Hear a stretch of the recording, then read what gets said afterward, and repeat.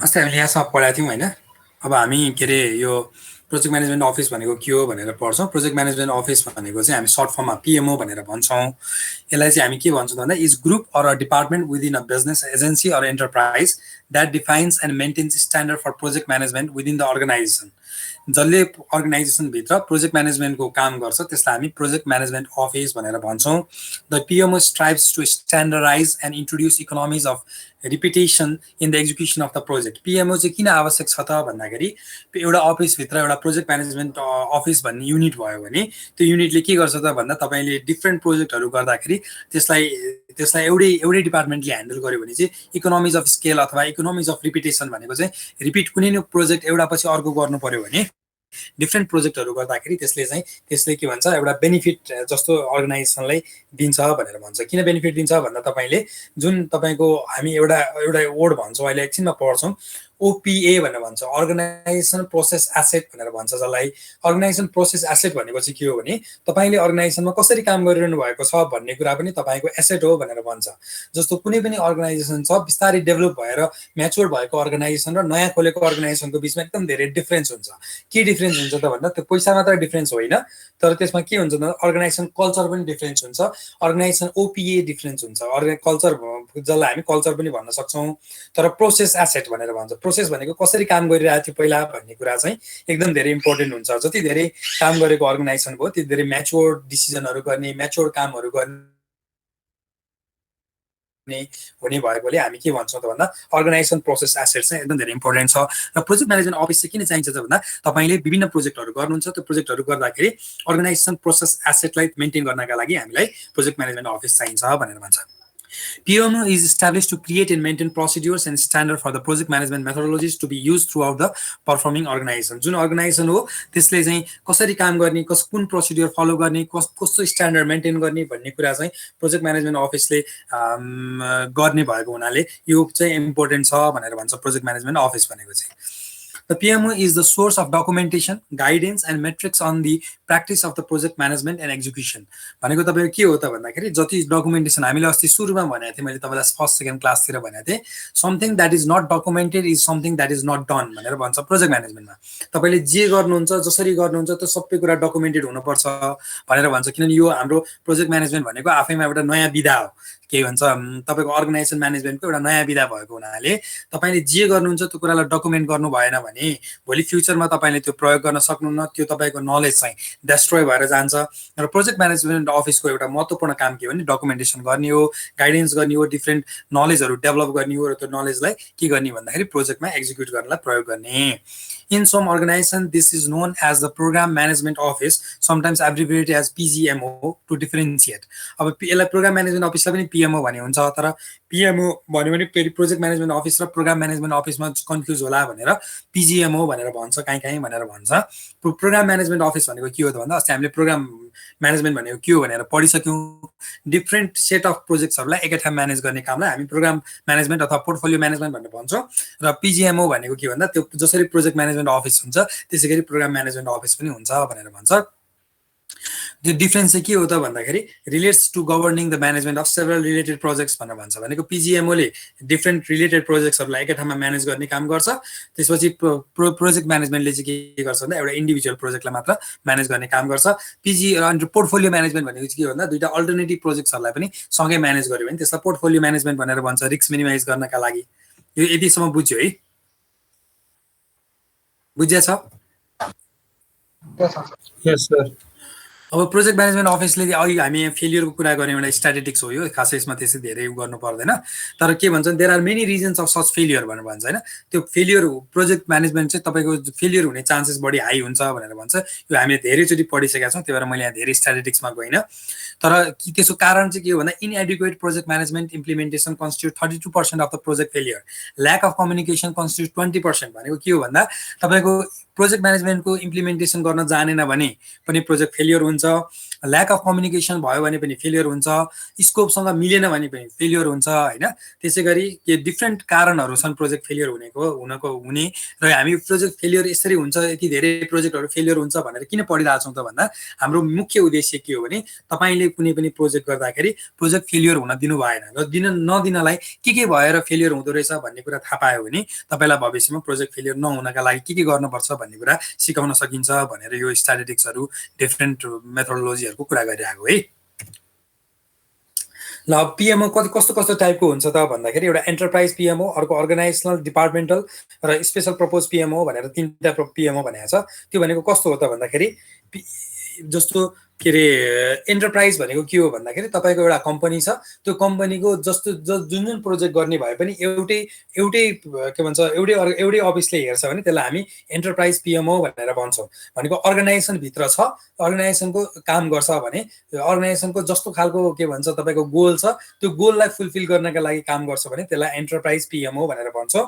र अर्गनाइजेसनल अथवा डिपार्टमेन्टल भनेको चाहिँ के हो त भन्दाखेरि जस्तो तपाईँको के अरे एउटा अर्गनाइजेसनभित्र डिफ्रेन्ट डिपार्टमेन्टहरू हुनसक्छ, जस्तो फाइनेन्स डिपार्टमेन्ट हुनसक्छ, ह्युमन रिसोर्स डिपार्टमेन्ट हुनसक्छ, डिफ्रेन्ट अरू पनि धेरै डिपार्टमेन्टहरू हुनसक्छन्। अझ तपाईँहरूले काम गर्नुभएको आइटी सेक्टरको आइटी डिपार्टमेन्ट फरक होला होइन, अरू के डिपार्टमेन्ट हुनसक्छ भनेको कुनैमा के अरे चाहिँ अपरेसन डिपार्टमेन्ट भन्ने होला, ब्याङ्कहरूमा जानु भने अपरेसनल डिपार्टमेन्ट भन्ने हुन्छ। भनेको एउटा कम्पनीभित्र डिफ्रेन्ट डिपार्टमेन्टहरू हुन्छ र त्यो डिपार्टमेन्टको जस्तो फाइनेन्स डिपार्टमेन्टको मात्र काम गर्ने तपाईँको प्रोजेक्ट म्यानेजमेन्ट अफिस, फाइनेन्स डिपार्टमेन्टले फाइनेन्सको मात्र काम गर्नका लागि एउटा प्रोजेक्ट म्यानेजमेन्ट अफिस बनायो, अथवा तपाईँको अपरेसनल म्यानेजमेन्ट मात्र हेर्ने एउटा डिपार्टमेन्टले अपरेसनको मात्रै काम गर्ने खालको अब प्रोडक्ट डेभलपमेन्ट डिपार्टमेन्ट भन्ने छ कुनै एउटा फ्याक्ट्रीमा भने प्रोडक्ट डेभलपमेन्टको लागि मात्र काम गर्ने डिपार्टमेन्टको प्रोजेक्ट म्यानेजमेन्ट अफिस हो भने त्यसलाई हामी अर्गनाइजेसनल के भन्छ डिपार्टमेन्टल पिएमओ भनेर भन्छौँ। अब एन्टरप्राइज अर्गनाइजेसनल र फेरि डिपार्टमेन्टल भनेको अलिक फरक पनि हो होइन। अर्गनाइजेसन भनेको चाहिँ कस्तो हो भन्दा तपाईँको कङ्ग्लोमेरेट कम्पनी छ, कङ्ग्लोमेरेट भनेको कस्तो भन्दा चौधरी ग्रुप जस्तो, चौधरी ग्रुपभित्र तपाईँको वाइवाई छ एउटा छुट्टै डिपार्टमेन्ट अथवा अर्गनाइजेसन हो, त्यसपछि त्यहाँभित्र के भन्छ उनीहरूको कलेज स्कुलहरू छुट्टै डिपार्टमेन्ट हो होइन। त्यस्तो हो भने कलेज तपाईँको एन्टरप्राइज पिएमओले चाहिँ चौधरी ग्रुपको ओभरअल प्रोजेक्ट कुनै डेभलप गर्नु पऱ्यो भने एउटै अफिसले हेऱ्यो भने त्यो एन्टरप्राइज पिएमओ भयो। अब तपाईँको के भन्छ वाइवाई चाउचाउवाला छुट्टै डिपार्टमेन्ट, के भन्छ अर्को स्कुलवाला कलेजवाला छुट्टै एजुकेसनवाला जुन उसले हेर्छ नि चौधरी ग्रुपले, त्यसको हेर्ने भयो भने त्यो छुट्टै पिएमओ बन्ने भयो भने यसलाई चाहिँ अर्गनाइजेसनल पिएमओ भन्ने भयो। त्यसभित्र पनि जस्तो वाइवाई चाउचाउको पनि फाइनेन्स अथवा चाहिँ अपरेसन अथवा चाहिँ सेल्स एन्ड मार्केटिङ डिपार्टमेन्टले मात्र गर्ने भयो भने त्यसलाई चाहिँ यो दुईटै टाइपलाई चाहिँ के भन्छ अर्गनाइजेसन अथवा डिपार्टमेन्टल पिएमओ भनेर भन्छ भनेर भन्यो। अर्को स्पेसल प्रपोज पिएमओ भनेको चाहिँ कुनै इनोभेसन गर्नु छ, कुनै के भन्छ तपाईँको इन्भेन्सन नयाँ गर्नु छ, प्रोडक्ट गर्नु छ भनेर र अर्गनाइजेसनले अरू बेला टेम्पोररी कुनै बेला टेम्पोररी मात्र बनाउने पर्मानेन्ट पिएमओ नराख्ने, तर यो प्रपोजको लागि मात्र गर्यो भने चाहिँ त्यसलाई चाहिँ स्पेसल प्रपोज पिएमओ भनेर भन्छ। ठिक छ, यो तिनवटा डिफ्रेन्स बुझ्यो ल? ठिक छ, एकजनाले मात्र हुन्छ भन्ने सुनिन्छ है, के अरे अरूले बुझाएको छ कि छैन थाहा छैन। कसैले बुझेन भने चाहिँ भन्नुहोस् है, कसैलाई केही कन्फ्युजन छ अहिले मैले भनेको तिनवटा डिफ्रेन्समा? ल फङ्सनल पिओ र यो के अरे चाहिँ अरू सम अदर टाइप्स भनेर भनेको छ। अहिले फङ्सनल भन्ने अलिकति हामीले कुरा गऱ्यौँ गर्न चाहिँ त्यो फङ्सनल र कर्पोरेट अरू स्ट्राटेजिक पिएमओ भनेर भनेको छ। यो भनेको चाहिँ के हो भन्दा अघि भने जस्तै हो, तर कस्तो भन्दा फङ्सनल भनेको कुनै फङ्सनल डिपार्टमेन्ट अथवा कुनै डिभिजन कुनै एरियाकोले गर्यो भने त्यसलाई फङ्सनल भनेर भन्छ। कर्पोरेट अरू स्ट्राटेजिक भन्यो भने तपाईँको अघि एन्टरप्राइज भने जस्तै हो, एन्टरप्राइजले जसरी गर्छ यो भन्ने वर्डहरू मात्र फरक हुन्छ भनेर यहाँ अलिकति एक्सप्लेन गरेको। कस्टमर ग्रुप पिओ भनेको चाहिँ के भन्दा कस्टमर म्यानेजमेन्ट, कस्टमर कम्युनिकेसन, यो चाहिँ ब्याङ्कहरूमा पनि हुनसक्छ होइन, के भन्छ अरू डिफ्रेन्ट अर्गनाइजेसनहरूमा पनि हुनसक्छ। कस्टमरको फिडब्याक लिने, कस्टमरले कस्तो खालको प्रोडक्टको अपेक्षा गरेको छ त्यो अनुसार तपाईँले प्रोजेक्ट म्यानेजमेन्ट गर्नुभयो भने त्यसलाई हामी के भन्छ customer group project management office पनि भनेर भन्छौँ।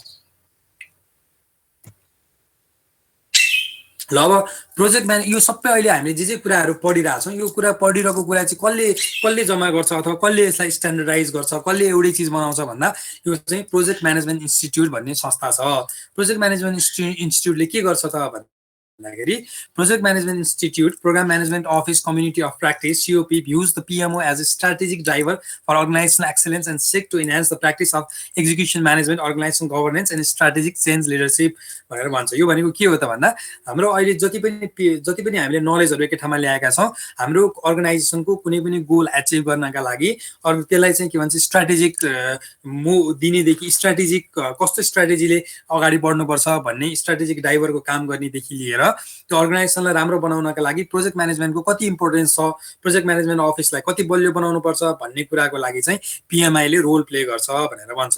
यो प्रोजेक्ट म्यानेजमेन्ट इन्स्टिट्युटले के गर्छ त भन्दा हाम्रो जति पनि नलेजहरू अहिले हामीले कुरा गरिरहेछौँ यो सबै नलेजलाई स्ट्यान्डर्डाइज गर्ने। हामीले पढेको कतिपय कुरा नमिलेको हुनसक्छ, कतिपय कुरामा चाहिँ मोडिफाई गर्नुपर्ने हुनसक्छ।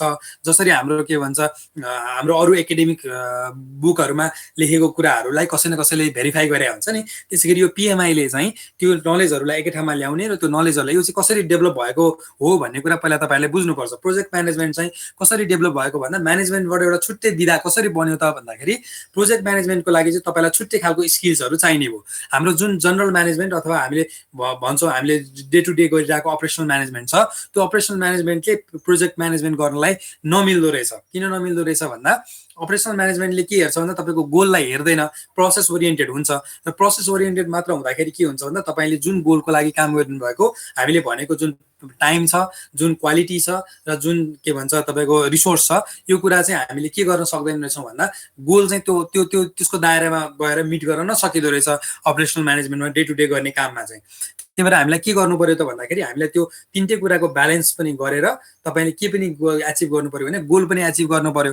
त्यो एचिभ गर्नलाई अर्गनाइजेसनहरूले डिफ्रेन्ट मेथोडोलोजीहरू अप्लाई गर्दै गर्दै गर्दै गए र त्यो सबै मेथोडोलोजीहरू अप्लाई गर्दा के देखियो त भन्दा एउटा स्ट्यान्डर्ड मेथोडोलोजी बन्दो रहेछ भन्ने कुरा थाहा भयो। त्यो स्ट्यान्डर्ड मेथोडोलोजी कस्तो हुन्छ त भनेर भन्दाखेरि त्यो चाहिँ प्रोजेक्ट म्यानेजमेन्ट इन्स्टिट्युटले भेरिफाई गर्यो।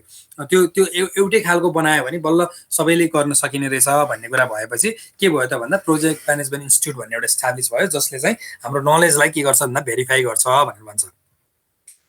यो PMI भनेको चाहिँ फेरि के हो त भन्दा यो चाहिँ कम्युनिटी हो। As the largest community devoted to the PMO with over 4000 members globally.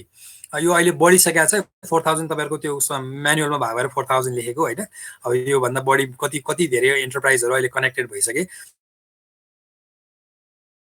The PMO CCP is the central forum to collaborate, expand the knowledge base, and mature the PMO practice within their own organization and the business community at large. तपाईको PMO को ले के गर्छ त भन्दाखेरि यो के भन्छ PMI ले चाहिँ जुन डिफ्रेन्ट PMOहरू छन् तिनीहरूले गरेको एक्सपिरियन्स, तिनीहरूले त्यो के भन्छ गेन गरेको नलेज यो सबै कुरा शेयर गर्ने फोरम हो र त्यो शेयर गरे अनुसार यस्तो गर्यो भने फेलियर जस्तो हामीले स्ट्याटिस्टिक्सहरू पढ्यौं नि यस्तो प्रोजेक्टहरू फेलियर भयो भन्ने कुरा त्यो चाहिँ अर्गनाइजेसनहरूले आफ्नो एक्सपिरियन्सहरू भन्दै भन्दै भन्दै गएर त्यो कोलाबोरेट गर्दै जाँदाखेरि यस्तो गर्यो भने चाहिँ फेलियर हुँदो रहेछ। त्यही भएर यसलाई चाहिँ मोडिफाई गरेर हामीले यस्तो राम्रो यस्तो काम गर्नु यसरी काम गर्नुपर्छ अनि मात्रै यसलाई सक्सेसफुल बनाउन सकिन्छ भनेर भन्दै भन्दै गएको नलेजहरूलाई एकै ठाउँ ल्याउने काम चाहिँ यो PMI ले गर्छ।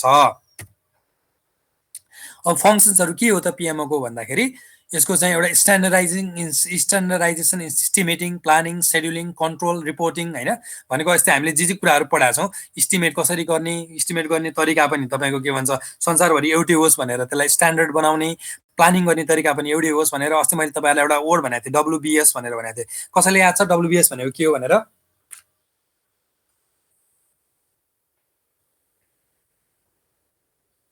Hello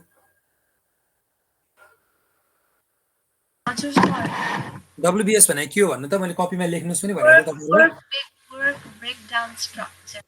very good work breakdown structure हैन त्यो त्यस्तो वर्क ब्रेकडाउन स्ट्रक्चरले के गर्छ त भन्दा अस्ति मैले तपाईलाई भनेको छु तर पछि बिस्तारै फेरि त्यो पढौँला हैन वर्क ब्रेकडाउन स्ट्रक्चरले के कसरी सजिलो बनाउँछ भन्ने कुरा। तर यो सबै कुरामा के गर्छ भन्दा फङ्सन्स अफ PMO भने प्रोजेक्ट म्यानेजमेन्ट अफिसले के गर्छ त भन्दा यो सबै कुरालाई स्ट्यान्डर्डाइज गर्छ र एउटै चीज जस्तो बनाउँछ। जस्तो एउटै बनायो भने के फाइदा हुन्छ त भन्दा संसारभरि प्रोजेक्ट म्यानेजमेन्टको एउटै नलेज हुन्छ। एउटै नलेज कन्टिन्युअस प्रोजेक्ट म्यानेजमेन्ट बेन्चमार्किङ कसरी गर्ने भन्ने कुरा सिकाउँछ भनेर भनेको छ हैन। बेन्चमार्किङ भनेको चाहिँ बेन्चमार्किङ भने कसले बुझ्नुहुन्छ? कसैले बुझ्नुहुन्छ अरे भन्नुस् न त म भन्छु। बेन्चमार्किङ भने थाहा छ कि छैन तपाईहरुलाई?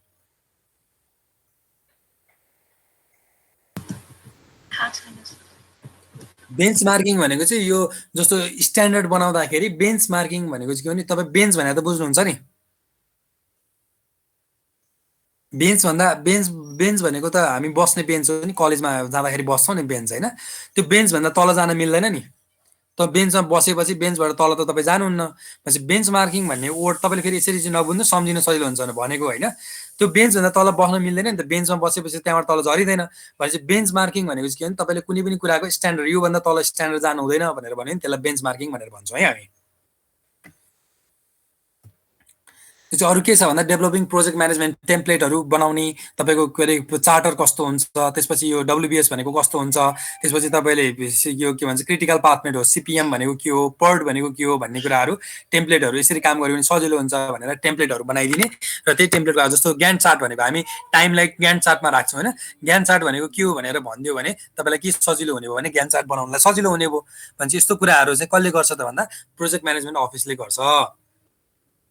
त्यसपछि recommending and implementing changes and improvement to the existing project management methodology. अब कुनै तपाईँको प्रोजेक्ट म्यानेजमेन्ट मेथोडोलोजीमा चाहिँ योभन्दा यसरी गर्यो भने राम्रो हुने रहेछ भन्ने लाग्यो भने त्यो रिकमेन्डेसन पनि उसले के गर्छ, प्रोजेक्ट म्यानेजमेन्ट इन्स्टिट्युटमा पठाउँछ प्रोजेक्ट म्यानेजमेन्ट अफिसले। त्यसो identify project management standards, identify best practices in the project management. अब कुनै कुनै नयाँ प्रोजेक्टले नयाँ कुरा गरेर हेऱ्यो, नयाँ कुरा गर्दाखेरि चाहिँ पहिला गरिरहेको तरिकाभन्दा यो तरिकाले राम्रो हुँदो रहेछ भन्यो भने त्यो बेस्ट प्र्याक्टिसलाई पनि आइडेन्टिफाई गर्ने, रिपोर्ट गर्ने काम गर्छ। Performing strategic planning for project management, establishing a project management problem solving hotline भनेर भन्छ होइन। कसरी प्रब्लम सल्भ, जस्तो हामीले अस्ति प्रब्लम ट्री बनाएर हेऱ्यौँ, प्रब्लम ट्री बनाउँदाखेरि चाहिँ हामीलाई प्रब्लम त थाहा भयो, तर त्यसलाई कसरी सल्भ गर्न सकिन्छ भन्ने कुरा चाहिँ पत्ता लगायो भने अथवा त्यो चाहिँ त्यस्तो खालको नलेज डेभलप भयो भने त्यो पनि रिपोर्टिङ गर्ने, त्यो पनि सिकाउने काम गर्छ भनेर भन्छ है। यसमा बुझ्या छ? हजुर सर। त्यसपछि के गर्छ भन्दा coordinating and conducting project management training programmes, transferring knowledge through coaching and mentorship, developing a corporate resources capacity utilisation plan, assessing risk in project, planning for risk assessment भनेको बुझ्नुहुन्छ तपाईँले, पछि पढ्नु पनि पर्छ। रिस्क म्यानेजमेन्ट भन्ने एउटा छुट्टै च्याप्टरै छ हाम्रोमा होइन। रिस्क म्यानेजमेन्ट रिस्क कसरी एसेस गर्ने, जस्तो अस्ति हामीले प्रब्लम आइडेन्टिफाई गर्ने, मेजर प्रब्लम्सहरू कसरी थाहा पाउने, कोर प्रब्लम कसरी थाहा पाउने भन्यो, त्यसले कसरी रिस्क जेनेरेट गर्छ, त्यो रिस्कलाई कसरी म्यानेज गर्न सकिन्छ भन्ने कुराहरू पढ्छौँ होइन। Planning for disaster recovery in the projects, performing or participating in the portfolio management of the projects, acting as a guardian for the project management intellectual property। अब तपाईँले कुनै कसैले डेभलप गरेको इन्टेलेक्चुअल प्रपर्टी तपाईँको पर्सनल हुनसक्छ अथवा हाम्रो जति पनि प्रपर्टी छ हाम्रो अर्गनाइजेसनहरूको, त्यो चाहिँ त्यसलाई के भन्छ इन्टेलेक्चुअल प्रपर्टीलाई म्यानेज गर्ने काम पनि कसले गर्छ भन्दा प्रोजेक्ट म्यानेजमेन्ट अफिसले गर्छ। तपाईँले कुनै नयाँ मेथोडोलोजी पत्ता लगाउनु भएको छ भने तपाईँको प्याटेन्ट, जस्तो प्याटेन्ट भन्छ नि, प्याटेन्ट भए जस्तै तपाईँको त्यो मेथोडोलोजी यसले पत्ता लगाएको भनेर भन्ने हुन्छ। त्यो चाहिँ अहिले तपाईँहरूले यो रिस्क म्यानेजमेन्टमा केही कुराहरू पढ्नुहुन्छ, त्यो कुराहरू चाहिँ के छ भन्दाखेरि इन्टेलेक्चुअल प्रपर्टी, जस्तो तपाईँहरूले म्यानेजमेन्ट पढ्नुहुन्न है तपाईँहरूले, त्यही भएर तपाईँलाई थाहा छैन, इन्जिनियरिङको स्टुडेन्ट हुनुभयो ल ठिक छ। त्यसपछि हामी यो सबै कामहरू चाहिँ कसले गर्छ भन्दा प्रोजेक्ट म्यानेजमेन्ट अफिसले गर्छ, जसलाई हामी सर्ट फर्ममा पिएमओ भनेर भन्छौँ। अब तपाईँहरूलाई यो ड्राइभर्स र इनिभिटर्स अफ द प्रोजेक्ट सक्सेस भनेर सोध्छ जाँचमा है। यो के हो भन्दाखेरि ड्राइभर्स भनेको चाहिँ जसले प्रोजेक्ट म्यानेजमेन्टको प्रोजेक्टलाई सक्सेसफुल बनाउनलाई काम गर्छ, हेल्प गर्छ, र जसले चाहिँ प्रोजेक्टलाई सक्सेसफुल हुन नदिन, जसले चाहिँ के भन्छ प्रोजेक्ट सक्सेस नहुनुको कारणहरू हो, त्यसलाई चाहिँ इनिभिटर्स भनेर भन्छ। इनहिबिट गर्नु भनेको रोक्नु हो, ड्राइभर्स भनेको त्यसलाई चाहिँ फेसिलिटेट गर्नु हो होइन। अब प्रिन्सिपल सक्सेस ड्राइभर्सहरू के हो त, टप म्यानेजमेन्टको सपोर्ट चाहिन्छ, very strong and visual commitment from the top management. CEO is always, CEO भनेर त बुझ्नुहुन्छ नि, चिफ एक्जिक्युटिभ अफिसर भनेको, it is always ready to help, clear goal and objective, client support, realistic plan, appropriate resources भनेको man, machine, material, money सबै कुरा चाहिन्छ। त्यसपछि टप लेभल म्यानेजमेन्टले ओनरसिप लिनुपर्छ। यो चाहिँ के हो प्रिन्सिपल, के भन्छ सक्सेस, प्रोजेक्ट सक्सेसको लागि चाहिँ ड्राइभरहरू के हो भन्ने कुरा चाहिँ यसले भन्छ। एउटा चाहिँ टप म्यानेजमेन्ट सपोर्ट हो। टप म्यानेजमेन्टको सपोर्ट के हो त भन्दा भन्छ उसले very strong and visual commitment from the top management, तपाईँले हामी यो प्रोजेक्ट गर्ने हो भन्ने कुराको कमिटमेन्ट चाहिन्छ टप म्यानेजमेन्टको, नत्र गर्न सकिन्न भन्छ। सिइओ जहिले पनि हेल्प गर्न रेडी हुनुपर्छ भन्छ। त्यसपछि हाम्रो सबैभन्दा इम्पोर्टेन्ट भनेको गोल र अब्जेक्टिभ क्लियर हुनुपर्छ। त्यसपछि क्लाइन्टको सपोर्ट हुनुपर्छ। क्लाइन्ट भनेको बुझ्नुहुन्छ जसले यो प्रोजेक्ट तपाईँलाई बनाइदिनुहोस् भनेर भन्छ। विशेष गरी आइटी प्रोजेक्टहरूमा बढी त्यस्तो हुन्छ। तपाईँले जति पनि आइटीको काम गर्नुहुन्छ, सबैले अहिले हामीले नेपालमा आइटीको काम गरिरहेको भनेको बाहिरबाट आएको आउटसोर्सिङको काम गरिरहेको हो। त्यो आउटसोर्सिङ काम भनेको त हाम्रो त संसारको काहीँ क्लाइन्ट छ, क्लाइन्टसँग त रेगुलर नेगोसिएसन गर्नुपर्छ भने चाहिँ क्लाइन्टको पनि सपोर्ट चाहिन्छ, रियलिस्टिक हुनुपर्छ प्लान, त्यसपछि एप्रोप्रिएट रिसोर्सेस हुनुपर्छ, ओनरसिप हुनुपर्छ भनेर भन्छ है। फर्मल मेथोडोलोजी, हामीले जुन काम गर्छौँ त्यो काम चाहिँ कसरी गरिरहेछौँ, के गरी गर्ने भन्ने कुराको प्लान चाहिन्छ। त्यसपछि hard working focus staff, standard and structure, ICT support infrastructure, effective communication, experience project manager भनेर भनेको छ होइन।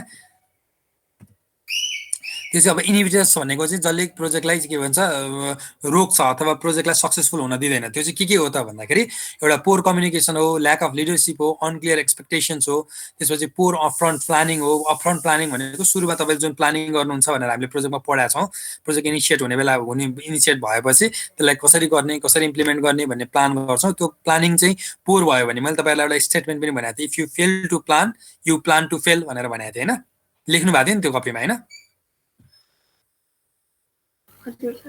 हो, पोर अप्सन प्लानिङ भयो भने पनि के हुन्छ भन्दा त्यसले प्रोजेक्टलाई फेलियर बनाउनुतिर लिएर जान्छ। इन्भ्युल्ड नेगेटिभ एटिट्युड टुवर्ड्स आइटी, त्यसपछि चेन्जिङ बिजनेस स्ट्राटेजिज। अब हरेकचोटि बिजनेस स्ट्राटेजिजहरू चेन्ज भइराख्यो भने तपाईँले बनाएको प्रोजेक्ट नै के भन्छ अब्सोलिट भएर जान्छ, तपाईँको प्रोजेक्ट नै काम लाग्दैन। किनभने स्ट्राटेजी नै चेन्ज भएपछि तपाईँको प्रोजेक्टले द आउटपुट दिएर स्ट्राटेजीलाई मद्दत गर्ने हो, स्ट्राटेजी नै चेन्ज भयो भने तपाईँले कसरी मद्दत गर्न सक्नुहुन्छ होइन। पोर टप म्यानेजमेन्ट सपोर्ट, अब हामीले म्यानेजमेन्ट सपोर्ट चाहिन्छ भन्यो ड्राइभर्स अफ प्रोजेक्ट सक्सेसमा, यहाँ चाहिँ पोर म्यानेजमेन्ट के टप म्यानेजमेन्ट सपोर्ट भयो भने ओभियसली के भन्छ हामी प्रोजेक्ट चाहिँ सक्सेस नहुने भयो। कन्फ्लिक्ट्स अफ अब्जेक्टिभ, अब के गर्न खोजेको भन्ने नै कन्फ्लिक्ट भयो भने कसरी तपाईँले के भन्छ एचिभ गर्न सक्नुहुन्छ र डेलिभरी बल्स होइन। त्यसले गर्दा inadequate resources, financial limitations, lack of historical data. Lack of historical data भनेको के भन्दा हामी इस्टिमेसन लगायत जति पनि कुराहरू गर्छौँ त्यो कुरा गर्नलाई चाहिँ हामीले हिस्टोरिकल डाटालाई एउटा इनपुटको रूपमा युज गर्छौँ। इनपुट भएन भने के हुन्छ भने हिस्टोरिकल डाटा भएन भने जस्तो तपाईँले कस्ट इस्टिमेसन गर्नुभएको छ, कस्ट चाहिँ यसलाई कति पैसा पर्छ भन्ने हिस्टोरिकल कुनै पनि डाटा छैन भने तपाईँको कस्ट इस्टिमेसन फेलियर हुने भयो। अनि तपाईँको के हुने भने के अरे कस्ट ओभररन पनि हुन सक्ने भयो, अथवा तपाईँको टाइम पनि कति टाइम लाग्छ भन्ने थाहा भएन भने पनि टाइम ओभररन हुन सक्ने भयो। त्यही भएर के हो भन्दा यसले चाहिँ हामीलाई ल्याक अफ हिस्टोरिकल डाटा पनि हुनु हुँदैन भनेर यो चाहिँ तपाईँको एक्जाममा पनि अलिक राम्रोसँग कहिले काहीँ सोधिरहेको हुन्छ, एकदम धेरै सोध्ने क्वेसन मध्ये एउटा है, डाइभर्स र इनिभिटर्स। ठिक छ, यसमा आज हामीले सक्यौँ। त्यसपछि अब तपाईँको अर्को म एउटा स्लाइड गर्छु।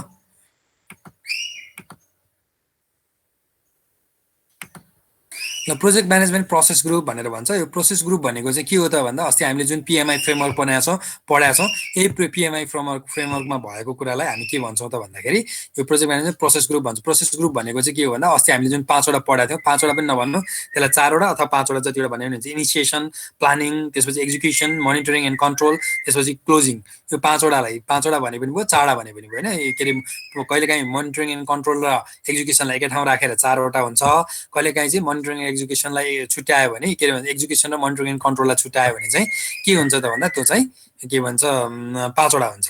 त्यसपछि तपाईँले यो पिएमआई फ्रेमवर्क भनेको त यो बुझिहाल्नुहुन्छ, यो प्रोजेक्ट म्यानेजमेन्ट इन्स्टिच्युटको फ्रेमवर्क हो। यो फ्रेमवर्क अस्ति पनि मैले तपाईँलाई चित्र बनाउनु भनेर भनेको थिएँ। यो चाहिँ के अरे माथिपट्टि कोर फङ्सन्सहरू छ। कोर फङ्सन भनेको स्कोप, टाइम, कस्ट, क्वालिटी हो। र के भन्छ अर्को तपाईँको फेसिलिटेटिङ फङ्सन भनेको चाहिँ human resource, communication, risk, procurement, यो 4वटा हो। र यो सबैलाई एकै ठाउँ मिसाउने काम कसले गर्छ भन्दा इन्टिग्रेसन म्यानेजमेन्टले गर्छ।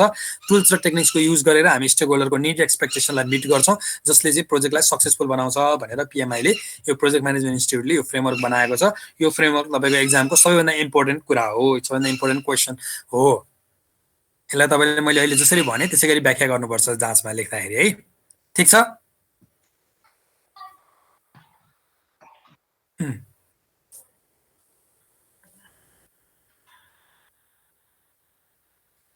अब स्ट्रक्चर्स पिएम बाई के भन्छ तपाईँको के अरे प्रोसेस र नलेज एरिया दुईटा कुरा हामीले गऱ्यौँ होइन। यो चाहिँ के भन्छ जुन हामीले के भन्छ यसमा प्रोसेस छ भनेर भनेको छ एउटा, अर्को चाहिँ नलेज एरिया छ, 9वटा नलेज एरिया छ, 5वटा प्रोसेस ग्रुप छ अथवा के भन्छ प्रोसेस छ भनेर हामीले भनिरहेको छौँ होइन। पिएम प्रोसेस भनेको के हो त भन्दा describing and organising the work of the project. यसलाई चाहिँ हामी के भन्छ प्रोसेस भनेको के हो त भन्दाखेरि डिस्क्राइब गर्ने र अर्गनाइज गर्ने सब हाम्रो जति प्रोजेक्टको कामहरू छ त्यसलाई के भन्छ अर्गनाइज गर्ने कुरालाई चाहिँ हामी के भन्छौँ त भन्दा पिएम प्रोसेस भनेर भन्छौँ। एउटा चाहिँ प्रोडक्ट ओरिएन्टेड प्रोसेस भनेर भन्छ। कुनै प्रोडक्ट बनाउने प्रोजेक्ट छ भने त्यसले चाहिँ के भन्छ प्रोडक्ट ओरिएन्टेड भनेको हामी फाइनल प्रोडक्टलाई मात्र हेरेर के भन्छौँ के गर्छौँ त भन्दाखेरि के भन्छ प्रोजेक्टको सबै कुरा डिजाइन गर्छौँ, त्यसलाई चाहिँ हामी प्रोडक्ट ओरिएन्टेड भनेर भन्छौँ।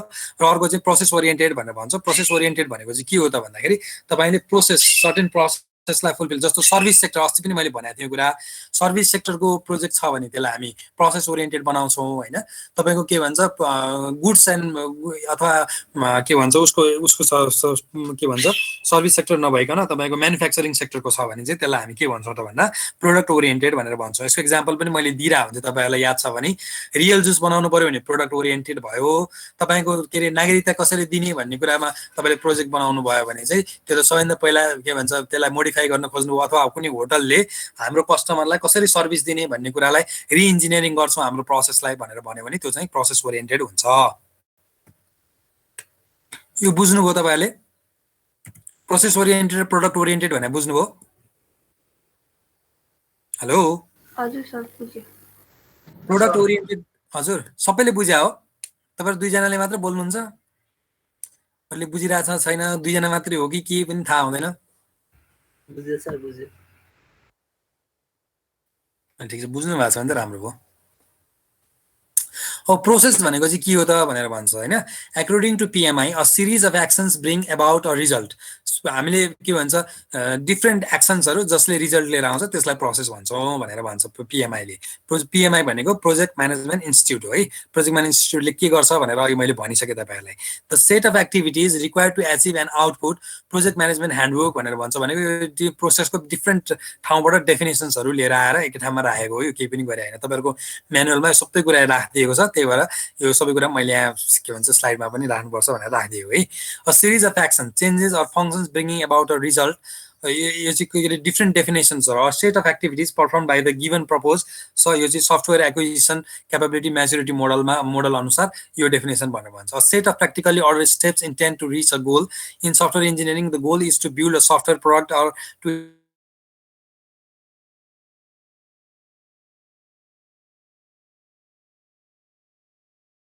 enhance an existing one or use oriented pani huncha in a process engineering the goal is to develop or enhance a process model process corresponds to a business use case in a business engineering भनेर भनेको छ यो भनेको के हो त भन्दाखेरि तपाईको यो कुनै पनि यसले नयाँ प्रोसेस नै कहिलेकाहीँ नयाँ जस्तो तपाईले सफ्टवेयर डेभलप गर्दै हुनुहुन्छ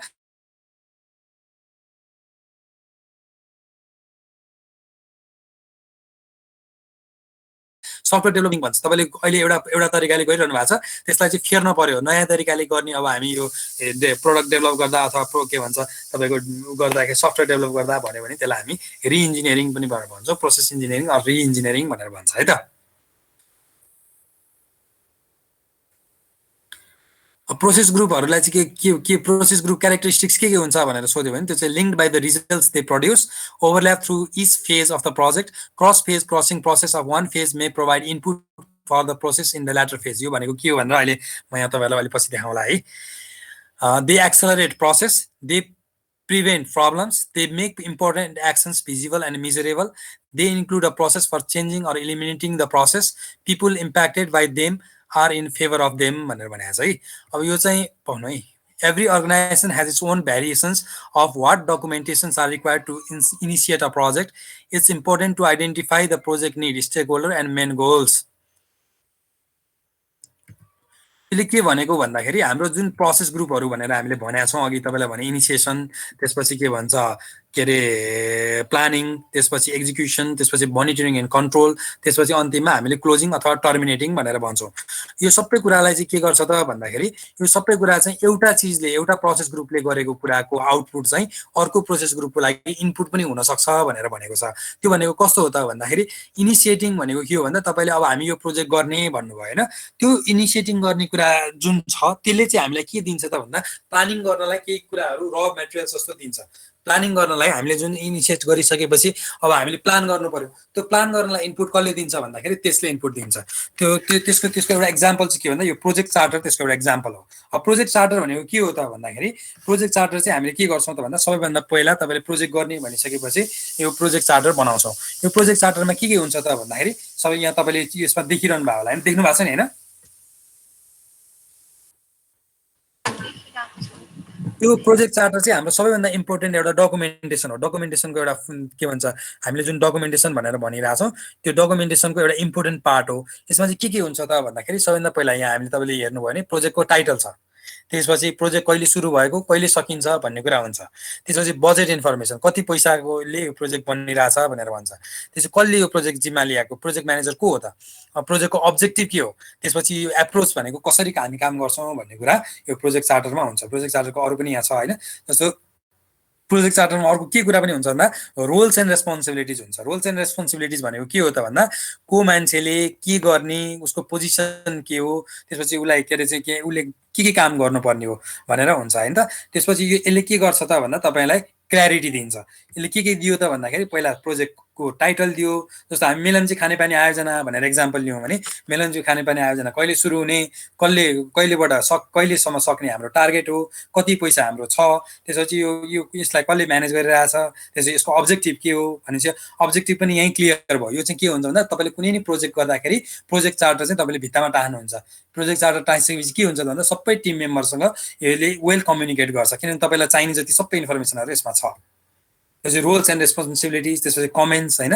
त्यसपछि के छ भन्दा प्रोजेक्ट प्रपोजलको यो फर्मेट हो। यो चाहिँ प्रोजेक्ट चार्टर भयो। चार्टर भनेको के भन्दा तपाईँहरू सुन्नु भएको छ, तपाईँले बडापत्र भन्ने सुन्नु भएको छ सरकारी अफिसहरूमा जाँदा, नागरिक बडापत्र भने हुन्छ नि।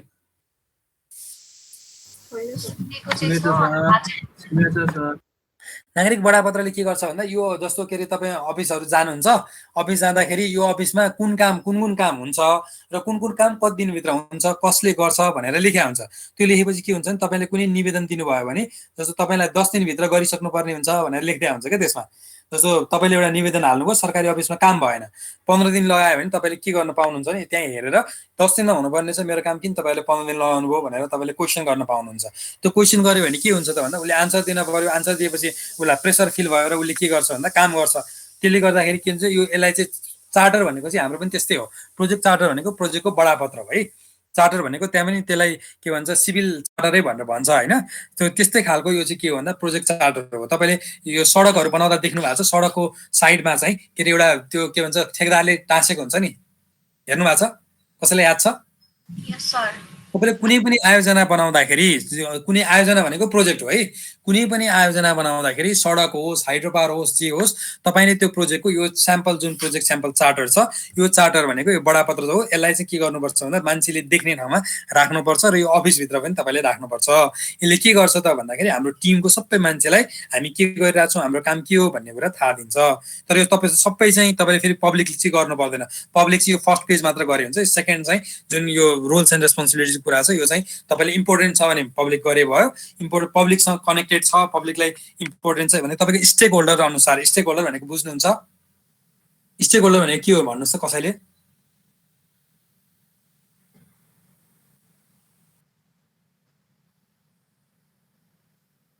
होइन, स्टेक होल्डर भनेको चाहिँ त्यो चाहिँ के भन्छ यो पब्लिक कम्पनीको डेफिनेसनमा भयो। स्टेक होल्डर भनेको सरोकारवाला हो। सरोकारवाला भनेको प्रोजेक्टको सरोकारवाला चाहिँ कस्तो हुन्छ भने तपाईँको पैसा हालेको मान्छे मात्रै प्रोजेक्टको सरोकारवाला हुँदैन।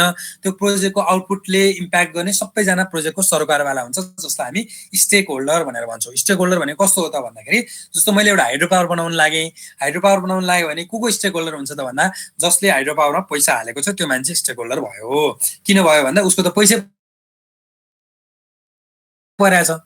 त्यसपछि को भयो भन्दाखेरि नेपाल सरकार एउटा स्टेक होल्डर भयो। किन नेपाल सरकार भयो भन्दा मैले नेपाल सरकारसँग सबै त्यो के भन्छ लिगल कामहरू नेपाल सरकारसँग गर्नुपर्छ। त्यसपछि त्यो नेपाल सरकारभित्र पनि तपाईँ जानुभयो भने ऊर्जा मन्त्रालय विशेष गरी, किन ऊर्जा भनेको त के भन्छ ऊर्जा मन्त्रालय हेर्ने भयो। त्यसभित्र पनि जानुभयो भने विद्युत विकास विभाग भन्ने डिपार्टमेन्ट हुन्छ गभर्मेन्टको, त्यो अझ बढी तपाईँको स्टेक होल्डर भयो। त्यसै गरी नेपाल इलेक्ट्रिसिटी अथोरिटी, किनभने मैले बिजुली बनाएर बेच्ने कसलाई भन्दा नेपाल इलेक्ट्रिसिटी अथोरिटीलाई बेच्ने हो होइन। त्यो पनि स्टेक होल्डर भयो। त्यसपछि को स्टेक होल्डर भयो भन्दाखेरि जहाँ मैले बनाउँदैछु त्यहाँको पपुलेसन, त्यहाँको एन्टायर पपुलेसन, त्यहाँको त्यो मान्छेहरू पनि सबै स्टेक होल्डर भयो। किनभने म उनीहरूको कम्युनिटीमा गएर बनाउँदैछु, उनीहरूको चासोको विषय, जसको चासोको विषय बन्छ नि कुनै पनि प्रोजेक्ट, त्यो सबै चासोको विषय बन्ने मान्छे चाहिँ सबैजना स्टेक होल्डर हो। अझ हाइड्रो पावरको त स्टेक होल्डर को हुने भयो भन्दा पुरै एन्टायर कन्ट्री नै हुने भयो। किन हुने भयो भन्दा तपाईँले बिजुली बाल्न पाउने भयो। तपाईँको घरमा लोड सेडिङ हुन्छ कि हुँदैन भन्ने कुरा कसले निर्क्युल गर्छ भन्दा हाइड्रो पावर कति बन्छ भन्ने कुराले डिसिजन गर्छ होइन। हाइड्रो पावर धेरै छ भने लोड सेडिङ हुँदैन, हाइड्रो पावर कम छ भने ओभियसली तपाईँको लोड सेडिङ हुने भयो। भनेपछि नेपालको सबै पब्लिक चाहिँ हाइड्रो पावरको स्टेक होल्डर हुन सक्छ। त्यो तपाईँले कति बेला कसरी डिफाइन गर्नुहुन्छ भन्ने कुराले स्टेक होल्डरको डेफिनेसन चाहिँ चेन्ज हुन्छ। यहाँसम्म बुझ्नुभयो होइन? हेलो, ल यो प्रोजेक्ट प्रपोजलको तपाईँको यहाँ के भन्छ एउटा फर्मेट दिएको छ, यसमा के हुन्छ भनेर भन्दाखेरि प्रोजेक्टको नेम हुन्छ, कुन अर्गनाइजेसन अलिक क्लियर छैन तर मैले यहाँ भनिदिन्छु है। डेट हुन्छ, त्यसपछि के भन्छ कुन अर्गनाइजेसनले प्रपोज गरेको भन्ने हुन्छ, त्यसपछि कुन अर्गनाइजेसनलाई फाइदा हुन्छ भन्ने हुन्छ, पर्फर्मिङ कसले गर्ने भन्ने हुन्छ, कसले प्रिपेयर गरेको भन्ने हुन्छ, त्यसपछि प्रोजेक्टको डिस्क्रिप्सन हुन्छ होइन। त्यसपछि के तपाईँको मेजरेबल बेनिफिट्सहरू, यसले यो प्रोजेक्टले के बेनिफिटहरू निकाल्छ भन्ने कुरा, त्यसपछि कस्ट बेनिफिट एनालाइसिस, यसले कति फाइदा हाम्रो अर्गनाइजेसनलाई हामीलाई कति फाइदा गर्छ भन्ने कुरा, त्यसपछि तपाईँको के भन्छ मेजर रिस्कहरू के हो भन्ने कुरा, अर्गनाइजेसनको इम्प्याक्ट के पार्छ भन्ने कुरा, की स्टेक होल्डरहरू अहिले मैले भने नि person role and responsibility contact number, यसलाई हामी यो डिफ्रेन्सिएट गर्छौँ। की स्टेक होल्डर भनेको जस्तो यसलाई चाहिँ हामी के गरी डिफ्रेन्सिएट गर्छौँ भन्दाखेरि यो चाहिँ पावर म्याट्रिक्स भन्ने छ। पावर म्याट्रिक्स भन्नेबाट हामी चाहिँ के भन्छ स्टेक होल्डर चाहिँ आइडेन्टिफाई गर्छौँ। त्यो कसरी गर्छौँ त भन्दा कुन स्टेक होल्डर चाहिँ कति पावरफुल र कति इम्प्याक्ट पार्न सक्ने हो भन्ने कुरा अनुसार हामीले यसलाई 4 वटामा डिभाइड गर्छौँ स्टेक होल्डरहरूलाई। अघि मैले जुन भने नि जस्तो विद्युत के भन्छ जुन के भन्छ सरकारको गभर्मेन्ट अथवा मैले अहिले विद्युत विकास विभाग भनेर भने अथवा एनइए भने होइन त, एनइए र म तपाईँ जो घर बसेर के अरे कन्ज्युम गर्नुहुन्छ इलेक्ट्रिसिटी, त्यो दुईटा मान्छे को पावरफुल होला को चाहिँ कमजोर होला यो के भन्छ हाइड्रो पावरको लागि स्टेक होल्डर बन्नलाई भन्नुहोस् त।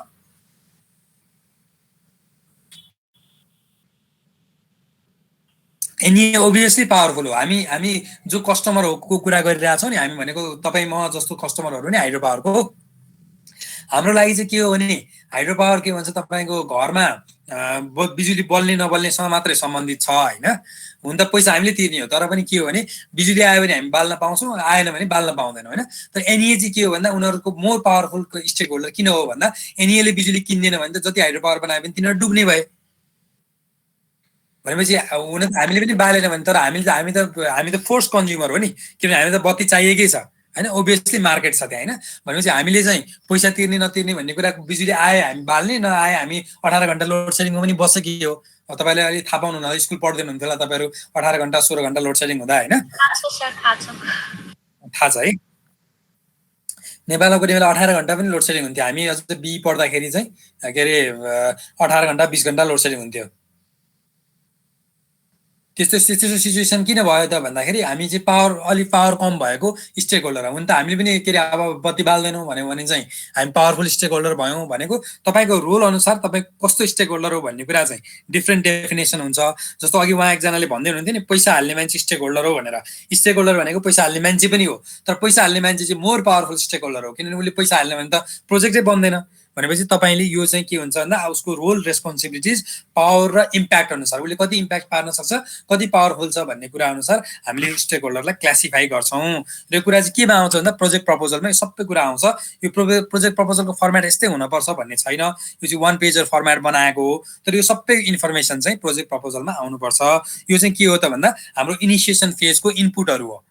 इनपुट भन्दा नि आउटपुटहरू हो। यसले हामीलाई केमा हेल्प गर्छ भन्दा प्लानिङमा हेल्प गर्छ। ठिक छ।